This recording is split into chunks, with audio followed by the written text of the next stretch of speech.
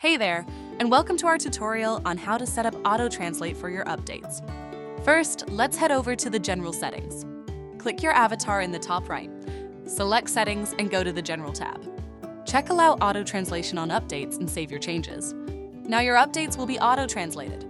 This feature automatically translates your messages into each employee's preferred language, ensuring everyone stays informed. If you haven't enabled auto-translate in General settings, here's another way to activate it. Let's head over to the Update feature and create a new update. At the bottom of your publishing settings, you'll see a globe icon next to Wanna auto-translate updates. Simply click Enable Now to activate the auto-translate. This is how your employees will see translations in their feeds.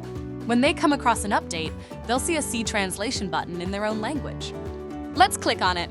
One click translates the update to match their device's language settings, whether they're using the mobile app or desktop view.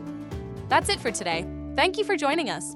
For further assistance, feel free to use our Help Center anytime.